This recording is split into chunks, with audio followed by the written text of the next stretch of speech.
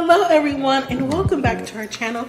We are Millennial Mom. If you don't know who is who, I'm Millennial. This is Mom.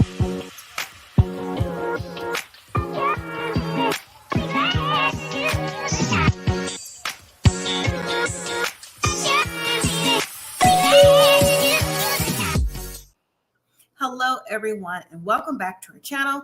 If you're new here, I'm Mom or Kay from Millennial Mom, and today I'm going to talk to you about Match Me Abroad Season 1 Episode 10, Have I Made a Match for You? Now before I begin, if you haven't already subscribed to the channel, please consider subscribing. Join the family. We do Match Me Abroad, 90 Day Fiancé, Ready to Love, and Married at First Sight on this channel over here. Also, please don't forget to like the video and leave your comments so I know what you thought about the episode, and for the singles that are over abroad as well. And again, tell a friend about Millennial Mom doing Match Me Abroad and all the other shows as well. All right, so let's get started. So Match Me Abroad is a show about singles looking for love abroad with matchmakers for help because they have been unlucky in love. So at the very top is Harold, Stanika in the middle with Susan on the right in the black dress. At the bottom are the matchmakers. In the blue dress is Katarína. She's in Prague. We have Nina in the middle. She's in Morocco. And to the right of Nina is Juan. He's in Colombia. Okay, so on last week's episode, we saw Nathaly go home. Her matches didn't work out for her. Well, not go home. Her journey on the show is over. So hopefully we'll see Nathaly again if they do updates on the show of where are they now to see if she's found love, whether it be in Colombia or she came back home to California and found her own love. So on tonight's episode, we have Chad. Chad is out on his second date. His matchmaker is Juan. He's in Colombia. Chad said when we first met him that he's a country boy at heart. He lives on about 8 acres of land. He lives right next door to his mother. He's been engaged 3 times. He's been unlucky in love. His father recently passed. He was really close with his dad. So he's just getting back on track to living life again and then helping out his mom. But Chad said that he specifically liked women who were from Colombia because at his job, he works with, in his words, he works with a lot of Latin women, and he tends to favor like a Latin woman, so he has chosen Juan in Colombia to help him out. So on his second date, he's out with Beba, and Chad says he's going to slow things down on this date because his first date with Maria, that date went a little off the rails because Maria, yes, she's Chad's type. I think Chad has a type, not just Latin, but just he likes some tall, thin, model-looking type with long hair. That's what Chad's looking for. But he told his first date, Maria, everything about him already on the first date, like a lot of overload, like I've been engaged 3 times, failed relationships, just his whole life history. And that kind of threw off Maria. She's like, she didn't feel comfortable with knowing all the information up front. And then she also thought that Chad was being a little bit too pushy. But on this date with Beba, Juan said that he set up Chad with her because this might be more of his speed. But here's the thing, though. Just like with Maria, Beba is 26 years old. She's 10 years younger than Chad. And yeah, that's not, I don't know if Chad's looking for someone with a 10-year age gap difference. But in confessional, Beba said that, that could be a possible problem. But at the same time, Beba's like, well, why wouldn't they like me? Because I'm Beba. Beba's energy is very, in my opinion, first of all, is young. It's still the party lifestyle and, they hang out with a friend lifestyle. It's not giving she's ready for a long-term committed relationship like Chad is. But Chad is, he thinks she's cute. He feels like Juan did a great job and he's here for the date. He doesn't necessarily mind right now. In my opinion, he didn't say he minded about the age difference, but I think as it goes along, he might. So also, Beba said that Chad was cute. He gave the American cowboy look, which Chad definitely does with his outfits and just his rugged look. He gives cowboy. But, he's a little bit too quiet for her. So Chad has chosen an outdoorsy date. He wanted to plan like a picnic outside. They were going to find a spot to go to. But as they were walking around and looking for spots, the conversation was really led by Beba. Like the things that she would ask, like general questions about life or just the food you eat or just anything like that. She's the one that asked the question and Chad answered. So it's not like Chad was taking the initiative and asking questions back, reciprocating back and forth. It was leaning heavily on Beba, and she noticed that too. She's like, I hope he can open up because I'm more, out there with who I am, and his personality seems like more shy and reserved. Well, Chad and Beba didn't get a chance to have that picnic outside because it started to rain. But one thing that Chad did, though, he had a backpack. So apparently in his backpack was maybe like a tablecloth, things for a picnic. He had a hoodie. And so he gave the hoodie to Beba because, she apparently didn't know it was going to rain. So her outfit wasn't for the rain. So he gave it to her to put it over her hair so she wouldn't get wet. I thought that was nice. That was very chivalrous of Chad. So good going on that, Chad. You get a point for that. So they decide that they're just going to go ahead and go to his hotel and have drinks to get to know each other more. So once they make it to the hotel, Chad walks Beba to the bar, and then he excuses himself to go change his shirt because he didn't have a jacket. He got wet. So once he went to change his clothes, Beba was talking to the bartender, was like, imagine this. Imagine you're on a blind date and like describing what was happening. She says, he's shy, he's introverted, but you know what? I'm from the coast and I like to, have fun. I like to, she's doing all this with her chest. I like to have fun. This is what we do from being from the coast. And the bartender was like, oh, okay. Before they got into real conversation, Chad did a serious quick change and he was already back. So the conversation was still awkward with Beba leading the majority of the conversation. But also let me say too, that while she was waiting for Chad, the bartender, she asked for a double whiskey. And it looked like she had already drank that drink before Chad had come back. So she downed it pretty quick. So when he did come back to the bar, he's like, I'll have whatever she's drinking. Was a double whiskey. And then Beba, got another one as well. But they just seemed, the conversation just kind of like went along at a snail's pace. But the thing about Beba, she seemed to like open up more. And Chad said he feels like, the day has gone on. They've had a lot of good conversation. He feels. And so, he feels like there's a connection. And I'm like, no, to me, in my opinion, that was all about the liquid courage. Listen, Chad said drinking this whiskey was like just rolling around in his mouth like drinking water. I'm like, whiskey is like just drinking water? Well, that means you drink whiskey or something along the same lines on a very frequent basis because whiskey is strong. But anyways, their date turned out it was okay. I guess they salvaged it at the bar because in confessional after, once they were like, good night, I'll see you next time because Chad did ask for a second date. It was like, oh, yeah, he asked me for a second date and he opened up some. So, I think I may go out with him again. I was like, when did you come on common ground with Chad? But, okay, they go out on a second date. We'll have to see. All right. Well, moving to the next couple, next single, that's Susan. Susan is leaving Colombia.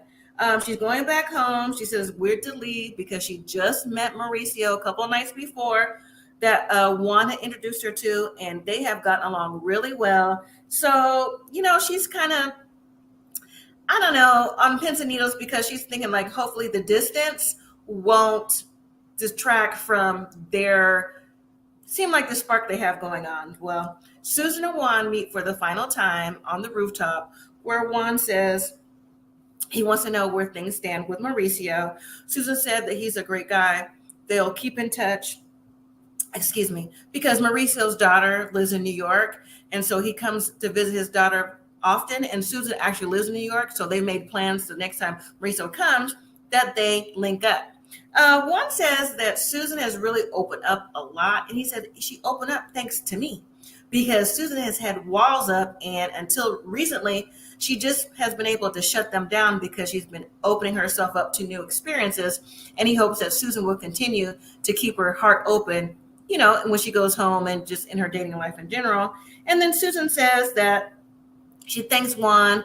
She's happy that they met, even though they didn't get along in most times, but she's thankful for the process. And she even said the process actually works. So, all right, we'll have to see if there's a season 2 of Match Me Abroad. I know there's been 50-50 about this season from some viewers and some things I read. If Susan is able to continue on Mauricio, that'll be great for her, because you know what? Everyone needs love. Doesn't matter how old or how young you are at heart. All right, so let's move to Harold. Harold and his matchmaker, Katarína, are talking about his date with Michaela.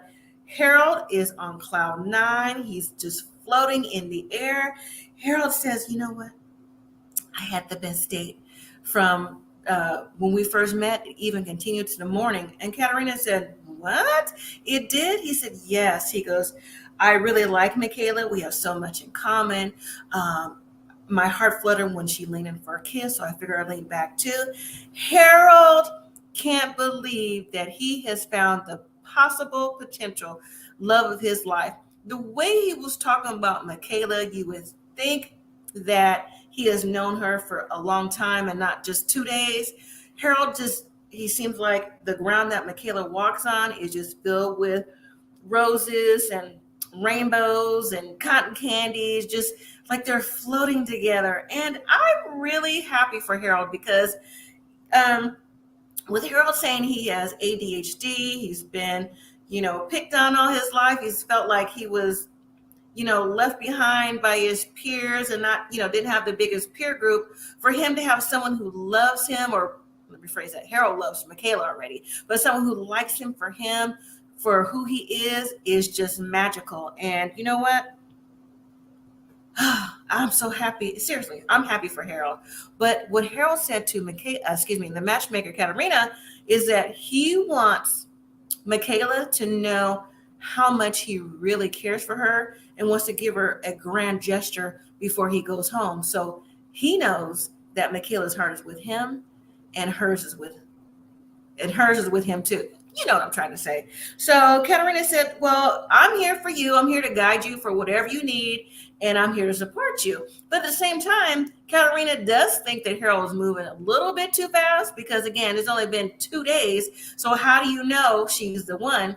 But Harold said, and just in general, when you know, you know. So apparently Harold feels like he knows. So he's going to go visit Michaela in a few days, because Michaela's gone back home. She's got to work and take care of business. So she's about a 12-hour train ride away. And Harold said that Michaela suggested that he meet her family and go from there. Okay. So what he decides to do is he meets Katarína like the next day or so at a jewelry shop. And Harold wants to get a ring. He didn't say if it was a promise ring. He didn't say if it was an engagement ring. But the jeweler is trying to sell Harold a ring that is a stone that's specific to Prague. And he said it was about $800. And Harold, he's happy to be looking at rings. And Katarína is asking, are you sure this is what you want to do?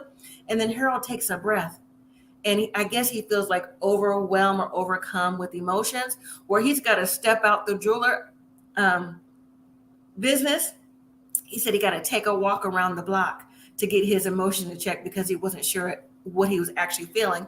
And again, what he's feeling is emotion, because this is a big step. So Katarína, the matchmaker, is here for whatever Harold wants to do. This is her client, even though, like I said, she said it's a little bit too soon, but she's here to support.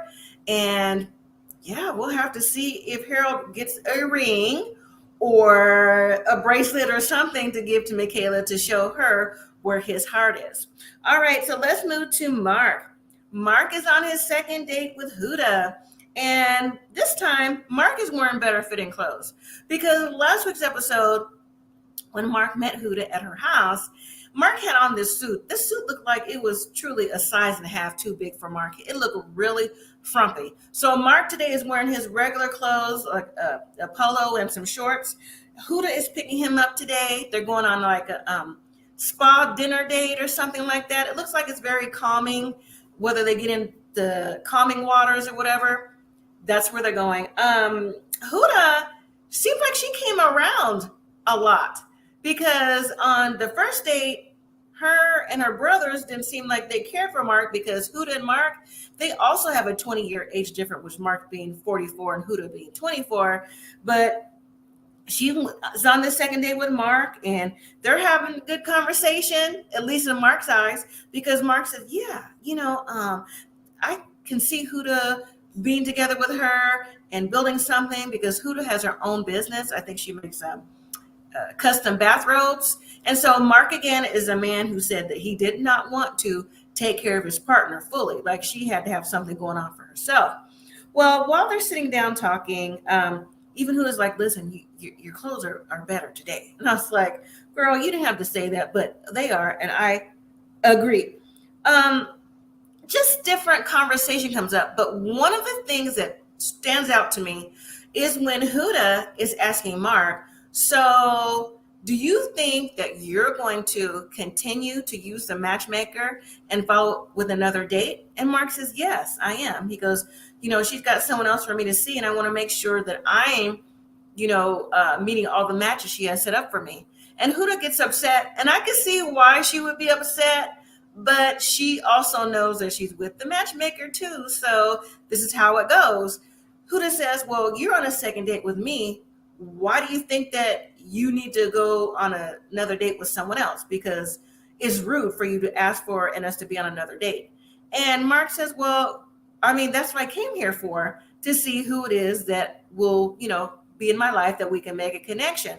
So again, Huda's point, I think she was saying, okay, we're on a second date. We're starting to build here. So why would you feel it's necessary? But at the same time, if Huda is using the matchmaker, who's to say that she's not seeing anyone else from who she was set up with too, right? But Mark, even though he said yes, he was going to continue on. He is paying for the service. I think he didn't realize how his comment came out. Like, yeah, I'm going to go whatever she comes up. He could have worded it different, but he didn't. That's how it came out in the meantime. So with that conversation and how Huda felt about it being all in her feelings, that was the end of the date. So I don't know how far it's going to go, because Huda was basically telling Mark that it's either me or nobody. And I'm like, how can you feel that way after 2 dates when really you weren't feeling him after the first date? So maybe she slept on it overnight, was like, maybe he's a good guy after all. So, yep, that was Mark and Huda. Now, finally, we have Stanika and Nordine. We pick back up with Stanika on a lunch date with Nordine and his family. Things are going well. They have couscous, lamb, different little fruits and things to eat. But one thing they have, which is milk. Now, to Nordine and his family, it's fresh milk that they're used to drinking. And Stanika's like, this is a type of milk that, in America, we would have thrown away that it went bad. So Nordine's family described it as skim milk.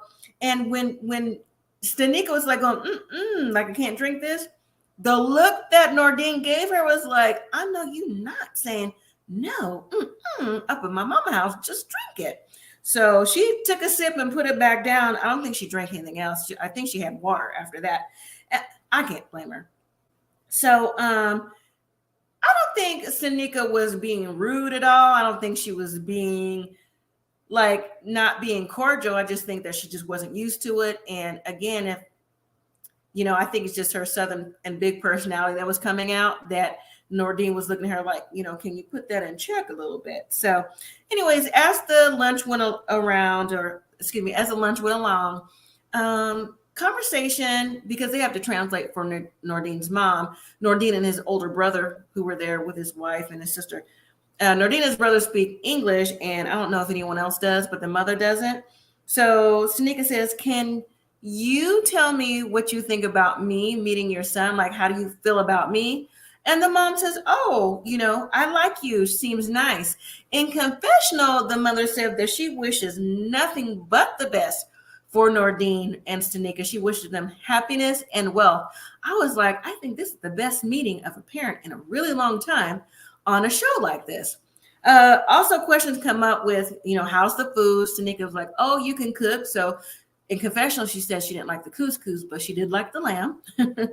And then also, Stanika asked a question about, what do you think about Nordine having dual citizenship in Morocco and United States? And Nordine didn't translate the question. And I think he didn't translate it on purpose, because he mentioned that, oh, so she's asking, if I'm going to come back and forth to Morocco, but he didn't say nothing about that dual citizenship. And I excuse me, like I said, I think he did it on purpose. So, when he responded to Stanika, it's like, oh yeah, she knows I'll be coming back and forth. We already talked about it. And I'm like, So I don't think he's trying to get a dual citizenship at all. And if they do work out, maybe Stanika will get the dual citizenship. You never know.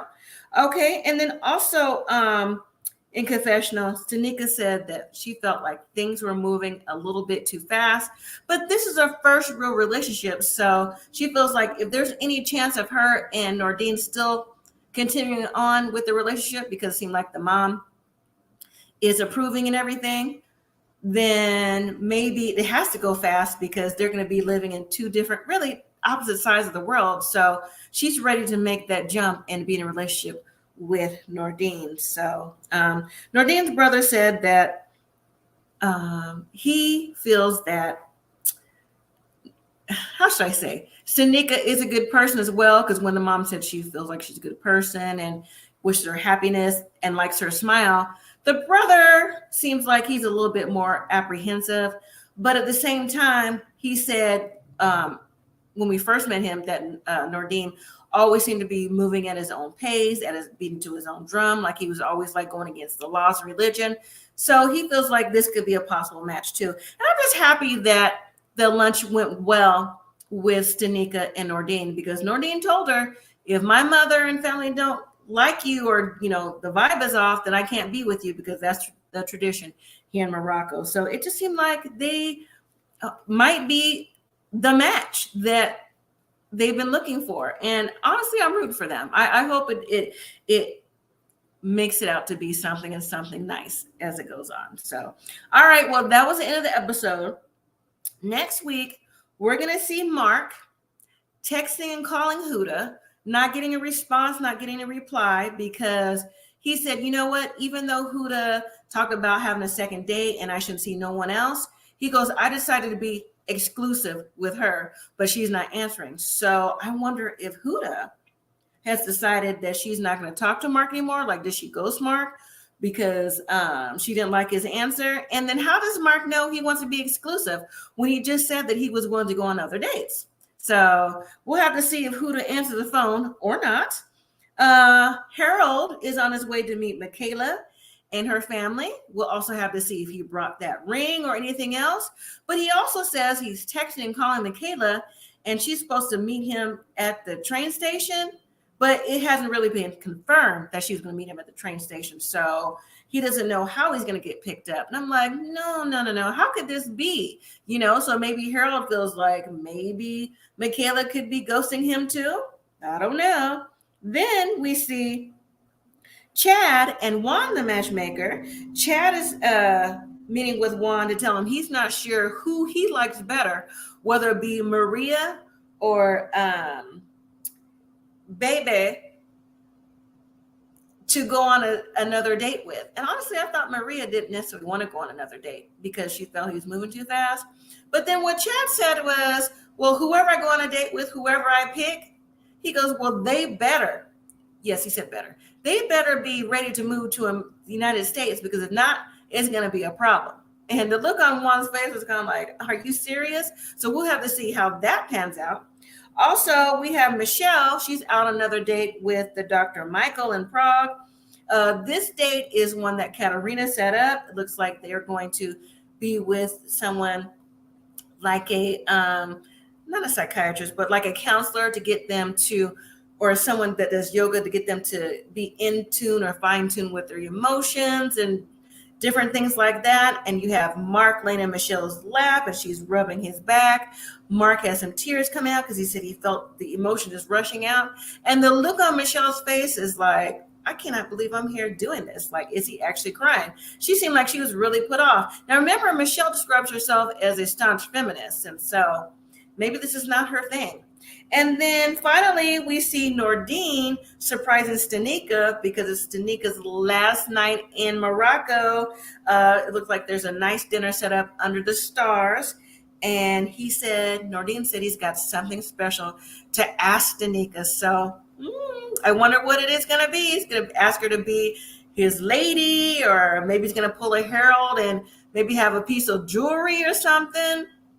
I don't know, but I'm really interested in seeing what it could be that Nordine is going to ask us, Stanika. So, all right, everyone. Again, that was the end of the episode. Thank you so much for watching. Don't forget to hit that like.